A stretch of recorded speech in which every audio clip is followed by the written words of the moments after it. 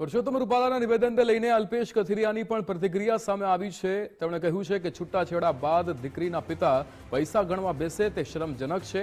બે પાત્રો છૂટા થાય ત્યારે આ રીતની માંગણીથી પરિવાર દુઃખી થાય છે। 21મી સદીને ધ્યાનમાં રાખીને સામાજિક બંધારણ રચવું જોઈએ। સમાજમાં થતા પ્રસંગોમાં ખોટા ખર્ચાઓ ન થવા જોઈએ। પરસોત્તમ રૂપાલાએ સમાજની સાચી તસવીર બતાવવાનો પ્રયાસ કર્યો છે।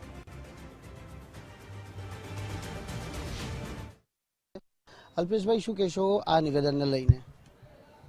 હું પુરુષોત્તમભાઈ રૂપાલાએ ઘણા વર્ષોથી જાહેર જીવનના વ્યક્તિ છે, સન્માનીય છે, અને આજે સ્ટેટમેન્ટ આવ્યું છે સુરતમાં એક સમાજના કાર્યક્રમમાં, એ સમાજ માટે ખૂબ દુઃખદાયક બાબત છે।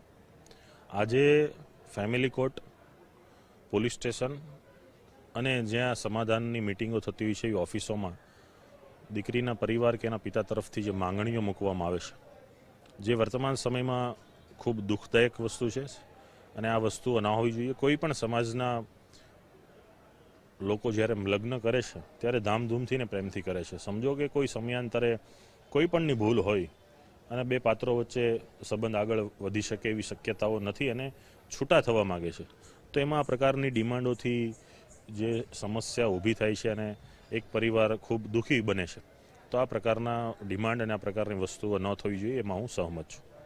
એમ પણ કહ્યું છે કે સમાજના નવા બંધારણને નવેસરથી નવી તાકાત આપવાનો પ્રયાસ કરવો જોઈએ સમાજે। ઠાકોર સમાજે જે બંધારણની જાહેરાત કરી પછી વિવિધ સમાજની અંદર સમાજના બંધારણને લઈને ચર્ચા ચાલી રહી છે, ત્યારે મારું આ બાબતે કહેવું છે કે યુવાનો, વડીલો અને મહિલાઓને બધાને સાંભળી સમજી અને સમાજના એક પ્રબુદ્ધ વર્ગે સમાજને અનુરૂપ વર્તમાન 21મી સદીને અનુરૂપ સામાજિક બંધારણની સંરચના કરવી જોઈએ।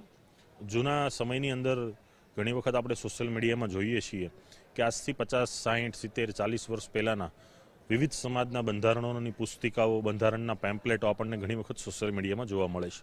તો આ પ્રકારના બંધારણની રિવાજો થશે તો જે સમાજના રીતિ રિવાજો છે, ખોટા ખર્ચાઓ છે, ખોટા ટ્રેન્ડ ઊભા થયા છે, સમાજની અંદરના દૂષણો છે, એના ઉપર લગામ લાગશે અને સમાજને અને ગુજરાતને અને રાષ્ટ્રને ઊભું કરવામાં એક નવી તાકાત મળશે। નવા બંધારણને અનુસરવા માટે નવી પેઢીને યોગ્ય માર્ગદર્શન આપવાની પણ વાત કરી છે। જે યુવાન પેઢીને માર્ગદર્શનની બાબત છે, ચોક્કસ એના સાથે હું સહમત છું, પણ એ બાબતે હું માનું છું કે એમાં વડીલોએ પણ ખાસ માર્ગદર્શનની જરૂર એટલા માટે છે કે કંઈક ને કંઈક પેઢીમાં ક્યાંક તો કચાશ હશે કે આજના યુવાનોને માર્ગદર્શનની જરૂર છે, તો વડીલોએ પણ પ્રબુદ્ધ રીતે ભેગા થઈ અને યુવાનોને સાંપ્રત સમય અને વર્તમાન પરિસ્થિતિને અનુરૂપ માર્ગદર્શન મળે એ પ્રકારના બંધારણની રચના કરીને એ પ્રકારના કાર્યક્રમો યોજવા।